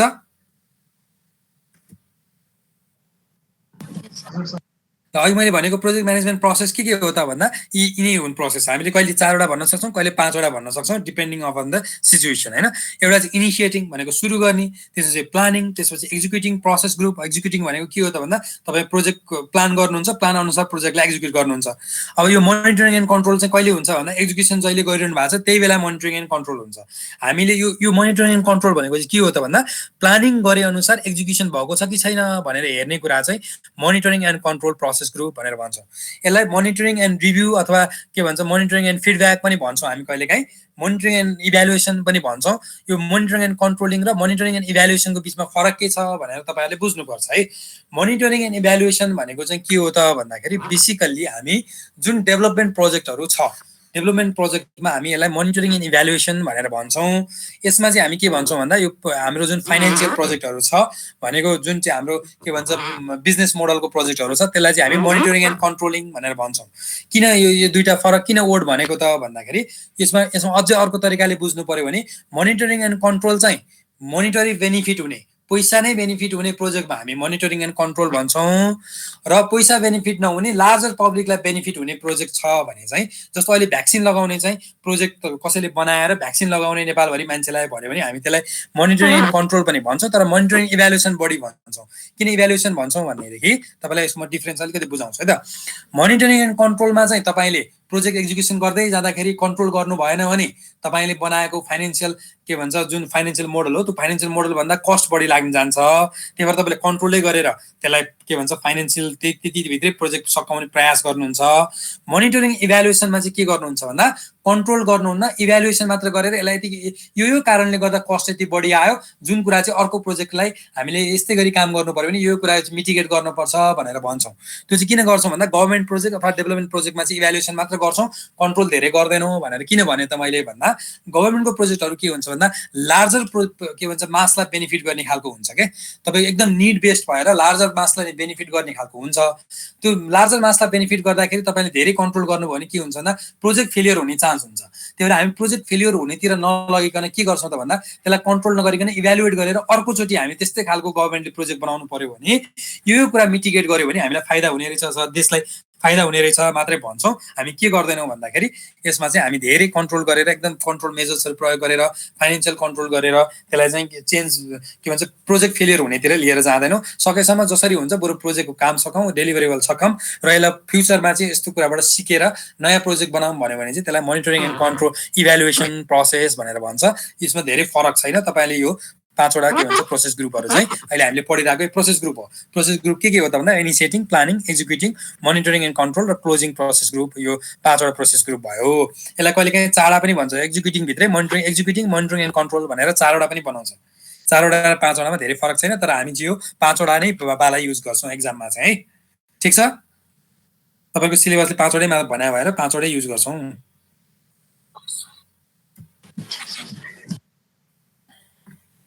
यो चाहिँ यहाँ चाहिँ यो डायग्राममा देखाउन खोजेको छ। इनिसिएटिङ पछि प्लानिङ आउँछ, प्लानिङ पछि एक्जिक्युटिङ आउँछ, तर एक्जिक्युटिङ र कन्ट्रोलिङ चाहिँ प्यारलल हुन्छ। किनभने अघि मैले भने नि यो यहाँ भन्दा पनि भने नि होइन, मोनिटरिङ एन्ड कन्ट्रोलिङ र एक्जिक्युसन चाहिँ एकैचोटि हुन्छ। त्यही भएर कहिलेकाहीँ यो दुईवटा कन्ट्रोलिङ एक्जिक्युटिङ प्रोसेस र कन्ट्रोलिङ प्रोसेसलाई एकै ठाउँमा राखेर एक्जिक्युटिङ, कन्ट्रोलिङ एन्ड मोनिटरिङ भनेर पनि भन्छ। कन्ट्रोलिङ भनेको चाहिँ के हो भन्दा मोनिटर गरे, मोनिटरिङ एन्ड कन्ट्रोलिङ चाहिँ किन भनेको भने मोनिटर नगरी कन्ट्रोल गर्नुपर्छ भन्ने थाहा हुँदैन। त्यही भएर यसलाई कन्ट्रोलिङ मात्र भने पनि फरक पर्दैन। मोनिटरिङ नगरिकन त कन्ट्रोल गर्नुपर्छ, केलाई कन्ट्रोल गर्ने भन्ने थाहा हुँदैन। मोनिटरिङ भनेको चाहिँ प्लानिङ अनुसार एक्जिक्युसन भएको छ कि छैन भनेर हेर्ने कामलाई मोनिटरिङ भन्छौँ। मोनिटरिङमा थाहा भयो ल यो चाहिँ भएको छैन भन्ने भयो भने त्यसलाई कसरी कन्ट्रोल गर्ने भन्यो भने कन्ट्रोलिङ हुन्छ। इभ्यालुएसन मात्र गर्ने भने इभ्यालुएसन हुन्छ। र क्लोजिङ प्रोसेस गरेर यो 5 वटा प्रोसेस ग्रुप हामीसँग छ। यो चाहिँ हाम्रो के हो भन्दा सबैभन्दा इम्पोर्टेन्ट कुरा हो। यो 5 वटा चिज गर्नै पर्छ कुनै पनि प्रोजेक्टमा भनेर भन्छ। यो पिडिसिए साइकल भनेर सोध्छ कहिलेकाहीँ। यो पिडिसिए साइकल भनेको केही पनि होइन, यो चाहिँ प्लान, डु, चेक, एक्ट भनेको। सबैभन्दा पहिला के गर्ने भन्दा के गर्ने भनेर प्लान गर्ने, त्यो चाहिँ प्लान अनुसार काम गर्ने। यो चेक भनेको मोनिटरिङ हो। चेक भनेको के हो त भन्दा मोनिटरिङ हो। तपाईँले प्लान गरे अनुसार काम भइरहेको छ कि छैन भनेर हेर्नेलाई चेक भन्छ।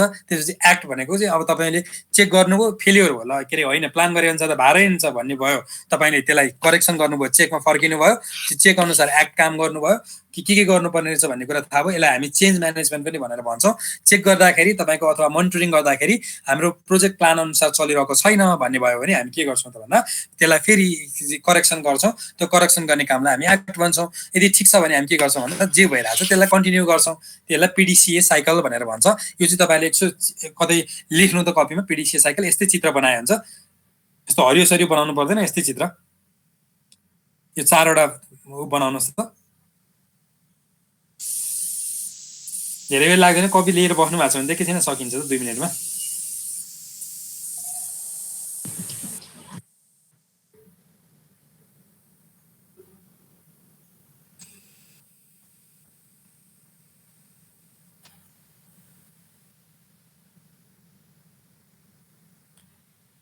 ठिक छ भयो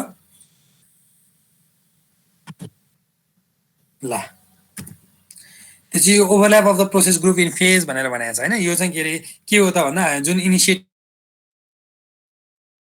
process group, planning process group, executing process ग्रुपले कसरी ओभरल्याप गर्छ एकअर्कासँग भनेर हो। तपाईँले हेर्नु भने इनिसिएटिङको सानो छ होइन, इनिसिएटिङ चाहिँ छिटै सकिया पनि छ, बिचतिर पुगेर बिचभन्दा अगाडि नै सकिया छ। त्यसपछि प्लानिङ प्रोसेस ग्रुपलाई हेर्नुहोस् है। प्लानिङ प्रोसेस ग्रुपमा के भएको छ त भन्दाखेरि प्लानिङ पनि हामी एकदम धेरै टाइम लगाउँछौँ भनेर अस्ति मैले तपाईँलाई भनेको थिएँ। झन्डै प्लानिङ र एक्जिक्युसन चाहिँ हामी के गर्छौँ भन्दा उति नै टाइम लाग्छ।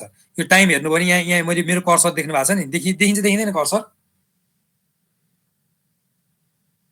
देखिन्छ देखिया छैन हैन कर्सर हो यहाँनिरसम्म तपाईँको के छ भन्दाखेरि प्लानिङ सुरुबाट स्टार्ट भएको छ प्लानिङ चाहिँ र कहाँसम्म पुगेको छ भने बिचसम्म पुगेको छ बिच भन्दा नि पछाडिसम्म पुगेको छ किन यहाँसम्म पुगेको भन्दाखेरि हामी कन्टिन्युअस एक्जिक्युसनको बेला पनि कन्टिन्युअस प्लानिङ गर्छौँ यो कुरा तपाईँले बुझ्नुपर्छ किन एक्जिक्युसनको बेला नि कन्टिन्युअस प्लानिङ गर्छौँ भन्दा त्यसैलाई हामी चेन्ज म्यानेजमेन्ट भनेर भन्छौँ तपाईँले सुरुमा प्लान गरेको कुरा त पर्फेक्ट नहुन सक्छ त्यो पर्फेक्ट नभएको कुरालाई हामी के गर्छौँ त भन्दा बिचमा फेरि तपाईँको जुन हामी यो मोनिटरिङ एन्ड कन्ट्रोल भन्ने प्रोसेस ग्रुप गर्छौँ मोनिटरिङ एन्ड कन्ट्रोल चाहिँ हेर्नुभयो भने देखिन्छ तपाईँले हेर्नु सुरुदेखि अन्तिमसम्म छ नि एक्जिक्युसनको बेला अलिक बढी देखिया छ होइन अरू बेला चाहिँ सुरुदेखि अन्तिमसम्मै छ मोनिटरिङ एन्ड कन्ट्रोल चाहिँ हामी के गर्छौँ त भन्दा सुरुदेखि अन्तिमसम्मै गर्छौँ यो चाहिँ सबैभन्दा बढी प्रिभ्यालेन्ट हुने के भन्छ प्रोसेस ग्रुप हो एक्जिक्युटिङ चाहिँ के छ भन्दा एक्जिक्युटिङ चाहिँ बिचमा प्लानिङ गर्दा एकदम थोर एक्जिक्युसन छ पछि यो सुरुको सानो सानो भएको चाहिँ के हो भन्दा यो चाहिँ हामीले प्लानिङ गर्दाखेरि पनि हामीले हायरिङ गर्छौँ के भन्छ हायरिङ गर्नु पनि एक्जिक्युसन हो होइन डिफ्रेन्ट अरूका एक्टिभिटिजहरू गर्छौँ त्यो पनि एक्जिक्युसन हो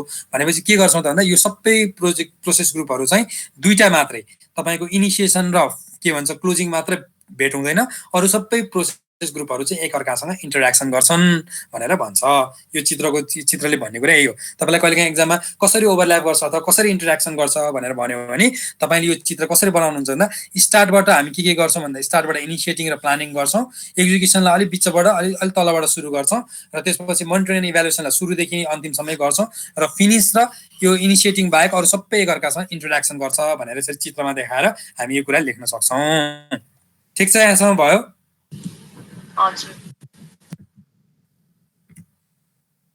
यो के यसको इनपुटहरू के छ के हुन्छ के कुन प्रोसेस ग्रुपमा के हुन्छ भनेर चाहिँ यहाँ देखाएको छ यो चित्रलाई चाहिँ म तपाईँलाई कसरी बुझाउँछु भन्दा जस्तो प्रोजेक्ट इनिसिएटिङ प्रोजेक्ट भनेर भन्यो यसको लागि इनपुटहरू चाहिँ के हो त भन्दा एन्टरप्राइज इन्भाइरोमेन्टल फ्याक्टर्स यसलाई ई के भन्छ ई पनि भनेर भन्छ अनि ओपिए अघि मैले भनेको थिएँ नि अर्गनाइजेसन प्रोसेस एसेट भनेर त्यहाँ ओपिए लेखिरहेको छ नि अर्गनाइजेसनल प्रोसेस एसेट लेखेको छ त्यसलाई हामी ओपिए भनेर भन्छौँ अब एन्टरप्राइज इन्भाइरोमेन्टल फ्याक्टर्स भनेको चाहिँ के हो भन्दा अस्ति हामीले इन्भाइरोमेन्ट पढिसक्यौँ इन्भाइरोमेन्टल फ्याक्टर के हो भनेर होइन त्यो इन्भाइरोमेन्टल फ्याक्टरहरू पढ्दाखेरि के भयो त भन्दाखेरि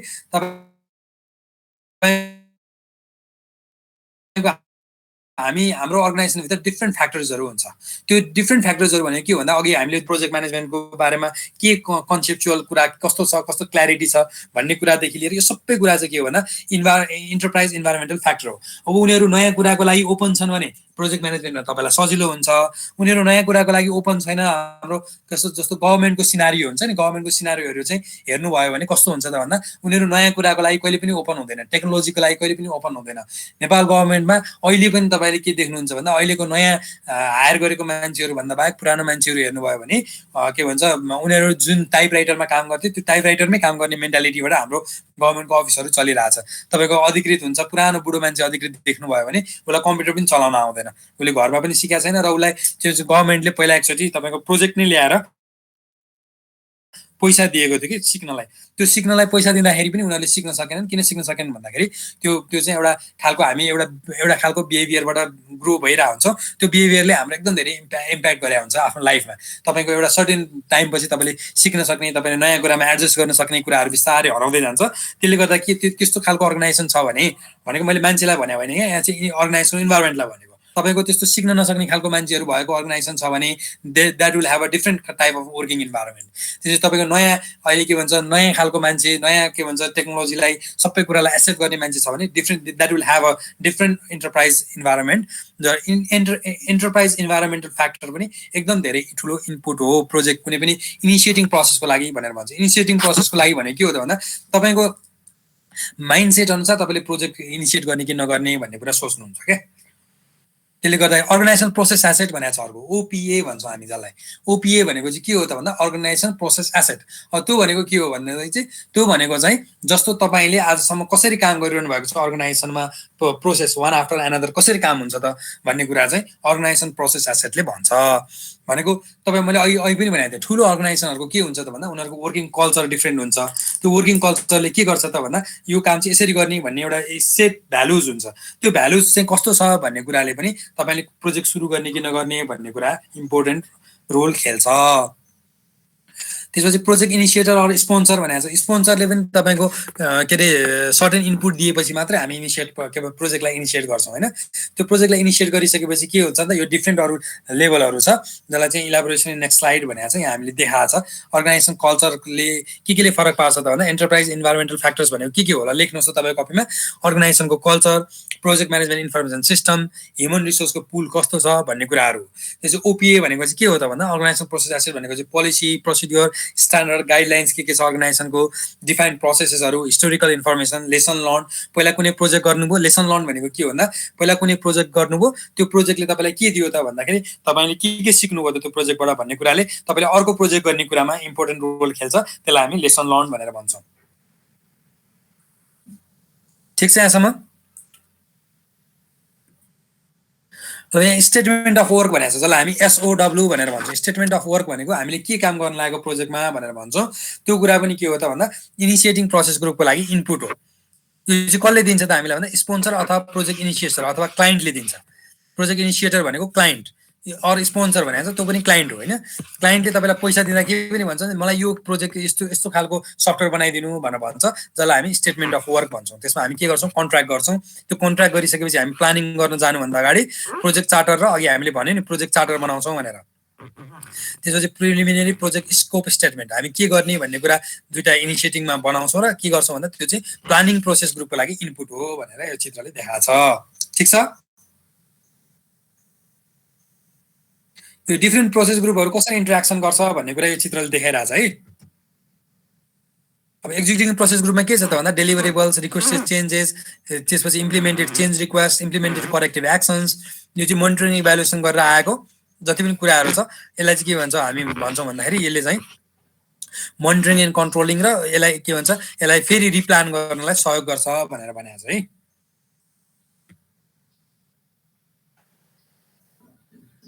अब क्लोजिङ ग्रुपको लागि के चाहिन्छ त भन्दा एडमिनिस्ट्रेटिभ क्लोजिङ प्रोसिड्योर, कसैको पैसा तिर्नु छ भने के भन्छ अरू कुराहरू कन्ट्र्याक्ट क्लोजर प्रोसिड्योर छ भने त्यो सबै कुरा चाहिँ के हुन्छ भन्दा क्लोजिङ प्रोसेस ग्रुप। अब क्लोजिङ प्रोसेस ग्रुप पनि आउटपुट छ। आउटपुट चाहिँ के छ त भन्दा एउटा फाइनल प्रोडक्ट सर्भिस रिजल्ट कस्टमरलाई हामी दिन्छौँ। अर्को चाहिँ के छ त भन्दा अर्गनाइजेसन प्रोसेस एसेटको अब अपडेट हुन्छ। अघि जुन ओपिए हामीले इनपुट गरेको थियो नि के भन्छ सुरुको ग्रुप के भन्छ इनिसिएटिङमा अर्गनाइजेसन प्रोसेस एसेट चाहिँ इनपुट भयो।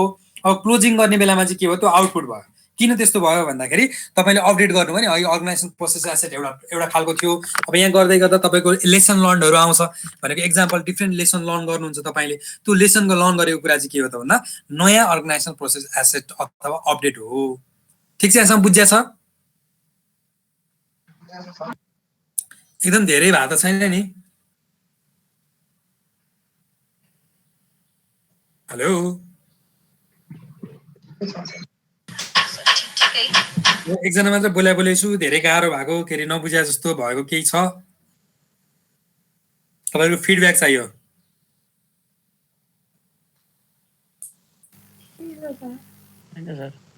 बुझ्या छ? सजिलो भएको छ? बुझेकै छ सर। अब एकलट आफूले हेर्नु पर्छ। हाम्रो यो सबैभन्दा बिग्रिने नि एकलट हेर्न पर्ने भएर हो। जाँचको अगाडि मात्रै हेर्ने चलन हुन्छ फेरि हाम्रो इन्जिनियरिङ स्टुडेन्टहरूको है। ल अब प्रोजेक्ट इनिसिएसन प्रोसेसमा के हुन्छ भनेर भन्छु है त म यो पढ्छु मात्रै काहीँ बुझिएन नबुझ्ने जस्तो लाग्यो भने म एक्सप्लेन गर्छु। तपाईँहरूले काहीँ नबुझे जस्तो लाग्यो भने चाहिँ मलाई बिचमा रोक्नुहोस् है त। Initiating a project includes recognizing and starting a new project or project phase.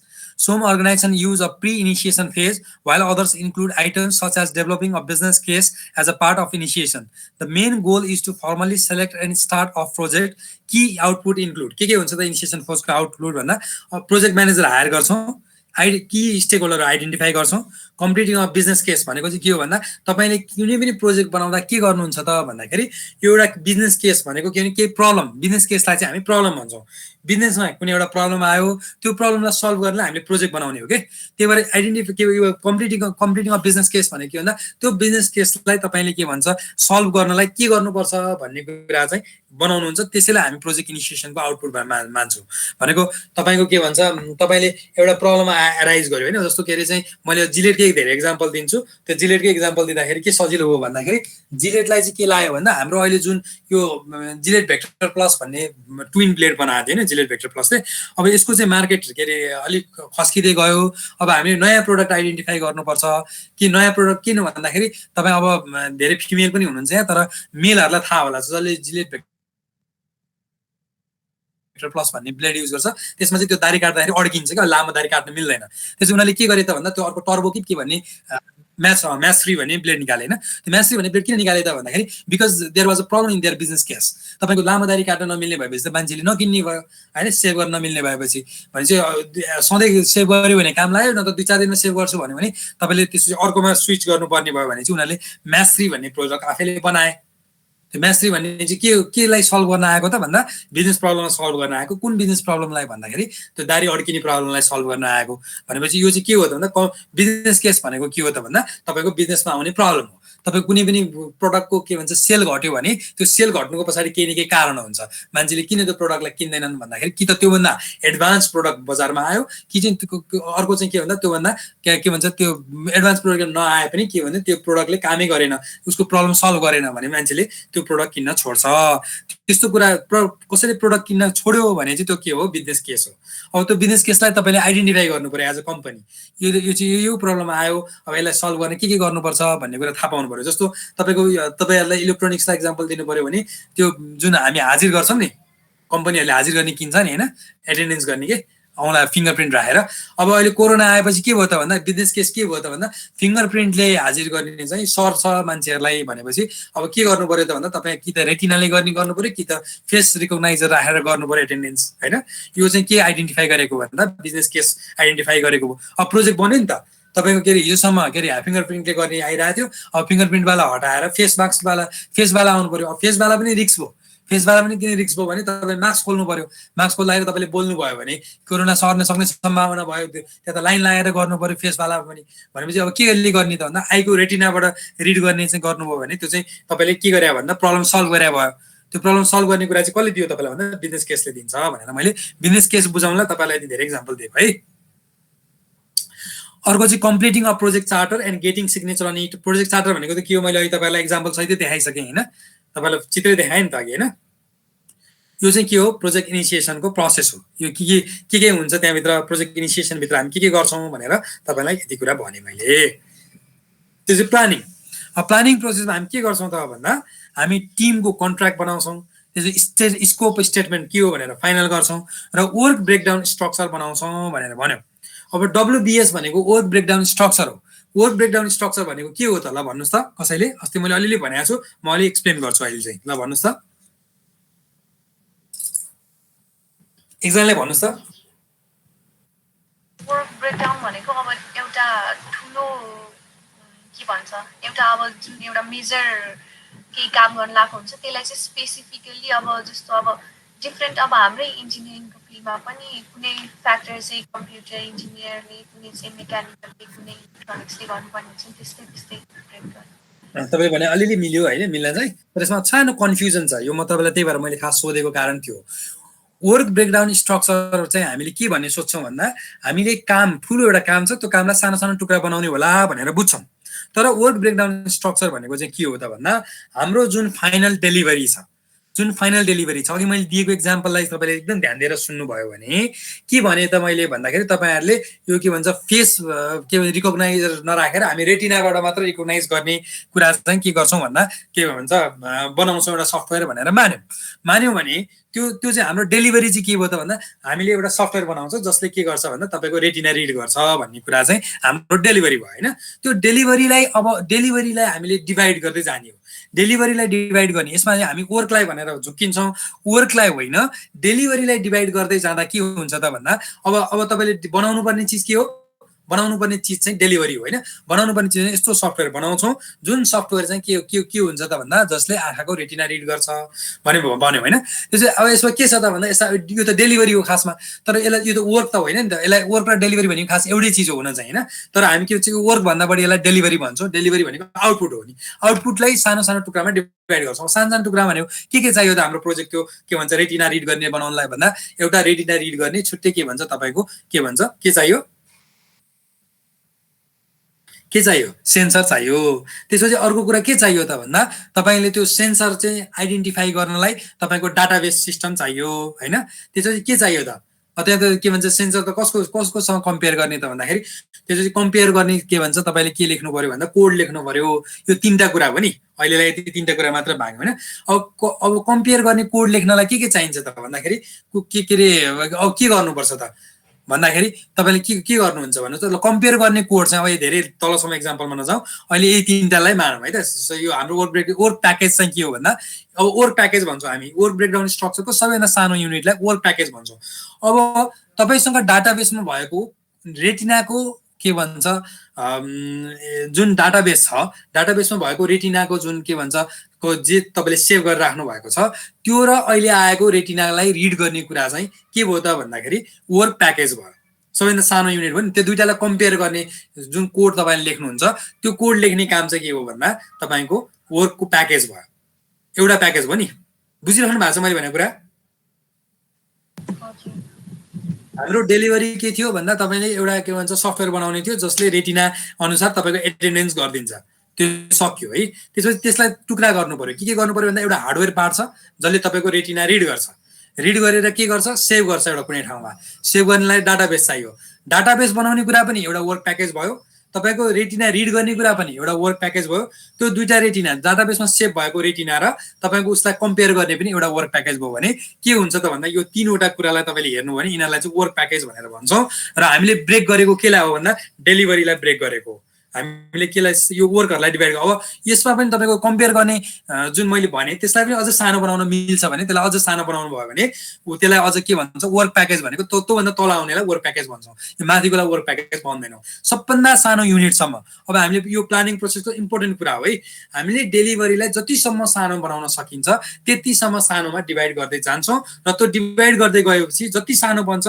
हामीले स्मलेस्ट युनिटसम्म पुग्छौँ यो अहिले मैले तपाईलाई एउटाबाट भनेको एउटा ट्री मात्र सिकाएँ तर हामी के गर्छौँ भन्दा 15-20 वटा फेजसम्म तल जान्छौँ र सबभन्दा सानो युनिट जुन बन्छ त्यसलाई हामी वर्क प्याकेज भन्छौँ अथवा वर्क भन्छौँ अथवा एक्टिभिटी भन्छौँ त्यो एक्टिभिटी निकाल्ने कामलाई चाहिँ वर्क ब्रेकडाउन स्ट्रक्चर भनेर भन्छौँ अब यो वर्क ब्रेकडाउन स्ट्रक्चर बनाएपछि के हेल्प गर्छ त यसले भन्दाखेरि तपाईलाई प्रोजेक्ट सेड्युल गर्न पनि हेल्प गर्छ यो ग्यान चार्ट बनाउन पनि हेल्प गर्छ र all list of prioritize risk भनेर भनेको छ यो रिस्क पनि रिस्क आइडेन्टिफाई गर्न पनि हेल्प गर्छ किनभने तपाईले सबभन्दा सानो युनिटमा रिस्क छ के छ रिस्क छ भनेर एकदम सजिलै भन्न सक्नुहुन्छ र त्यो रिस्क आइडेन्टिफाई गर्ने बित्तिकै तपाईको एन्टायर प्रोजेक्टलाई के रिस्क हो भन्ने कुरा अघि हामीले बनाएको जुन तपाईलाई असाइनमेन्ट दिएको जुन प्रब्लम आइडेन्टिफिकेसन थियो ट्री हो त्यो ट्रीबाट तपाईले आइडेन्टिफाई गर्न सक्नुहुन्छ so it will be very easy for you to identify the risk ठीक छ प्लानिङ प्रोसेसमा हामी यतिवटा कुरा गर्छौँ के गर्छौँ हाम्रो डेलिभरीलाई वर्क ब्रेकडाउन स्ट्रक्चर अनुसार डिभाइड गर्छौँ वर्क प्याकेजसम्म निकाल्छौँ त्यसपछि वर्क प्याकेज अनुसार अब त थाहा भयो नि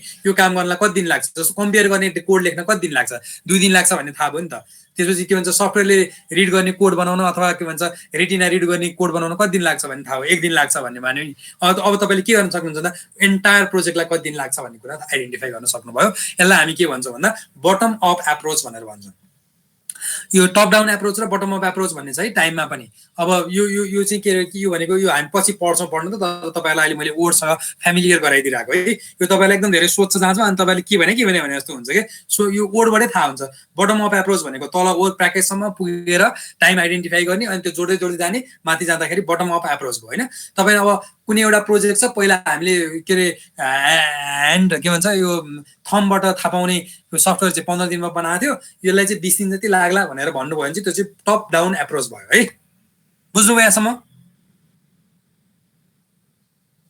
हेलो हजुर मैले तपाईलाई पछि आउने कुरा पनि अहिले भनिदिरहेको छु टप डाउन र बटम अप भनेको के हो भनेर है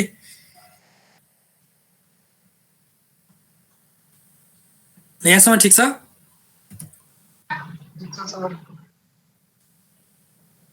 A project execution usually takes the most time and resources.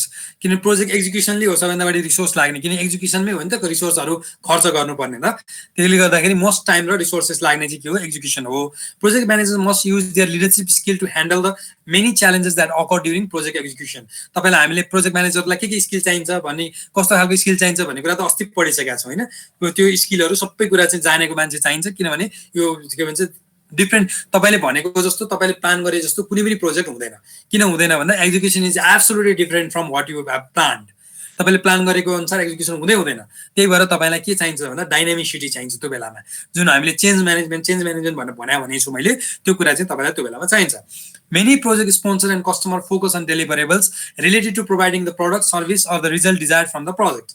म्हणजे के हुन्छ त भन्दा एक्जिक्युसनमै सबै के भन्छ कस्टमरहरुको स्पोन्सरहरुको फोकस पनि हुन्छ किनभने उनीहरूले देख्ने गरी काम भएको त एक्जिक्युसनमा मात्रै हुन्छ a milestone report can keep the focus on completing major milestones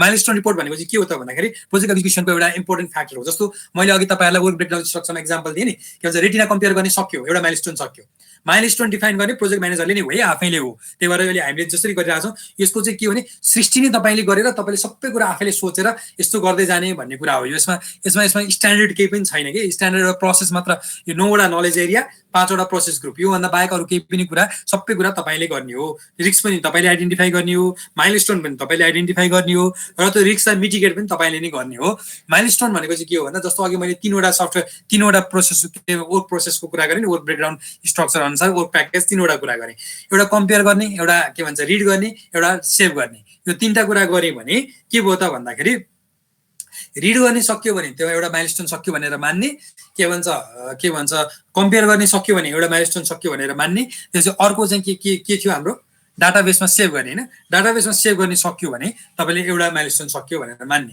यो तीन वटालाई हामी माइलस्टोन मान्न सक्यौ त्यो चौथो माइलस्टोन भने कि यो सबैलाई एकै ठाउँमा इन्टिग्रेट गर्नेलाई चौथो माइलस्टोन अथवा फाइनल डेलिभरेबल्स भनेर भनेपछि यस्तो कुराहरु माइलस्टोन रिपोर्टले चाहिँ के हेल्प गर्छ भन्दा तपाईको मेजर माइलस्टोनहरु सक्यो भन्ने कुरा थाहा पायो भने प्रोजेक्टलाई एनर्जाइज गर्ने प्रोजेक्टको के भन्छ जसले काम गरिरहेछ उनीहरुलाई एनर्जाइज गर्ने काम उनीहरुलाई मोटिभेट गर्ने कामलाई पनि यसले महत्त्वपूर्ण रोल खेल्छ भनेर भन्छ है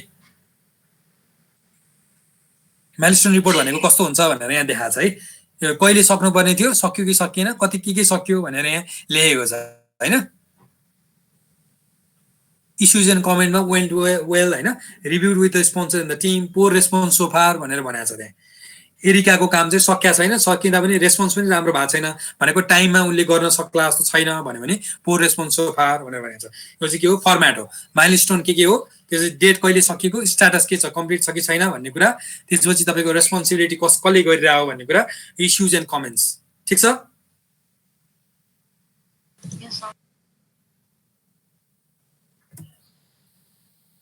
ल project monitoring and controlling process भनेर भन्छ हैन यसमा के हुन्छ त भन्दा involves measuring progress towards project objective monitoring deviation from the plan and taking corrective actions to match the project progress with the plan अघि मैले यो कुरा भनिसकेँ यसमा के हुन्छ भन्दा पहिला मेजर गर्छौं हामी मेजर केले गर्छौं भन्दाखेरि हामीले प्लान गरेको अनुसार कम्पेयर गरेर मेजर गर्छौं एक्जिक्युसनमा त्यसपछि त्यो के भन्छ ठीक छ भने त्यसलाई हामी छोड्दिन्छौं हैन डेभिएसन छ भने हामी के गर्छौं त भन्दा करेक्टिभ एक्सन्स लिन्छौं ठीक छ प्लान भन्दा डेभिएट भएको छैन भने ठीक छ चलिरहेछ र राम्रो भइरहेछ भनेर भन्छौं हैन प्लान गरेको भन्दा पुरै डिफरेन्ट आयो भने हामी के गर्छौं त भन्दा corrective एक्सन्सहरु लिन्छौं affects all other process group and occur during all phases of the project life cycle अघि मैले यो डायग्राममा भनेको थिएँ तपाईहरुलाई यसले चाहिँ सुरुदेखि अन्तिमसम्म तपाईको के भन्छ मोनिटरिङ इभ्यालुएसन चलिरहन्छ यसले सबैलाई इफेक्ट पनि गर्छ output include performance report requested change and update up to the various plans भनेर भन्छ हैन रिक्वेस्ट चेन्ज भनेको के हो त भन्दा हाम्रो भएन अब यो अनुसार प्लानलाई अलिकति चेन्ज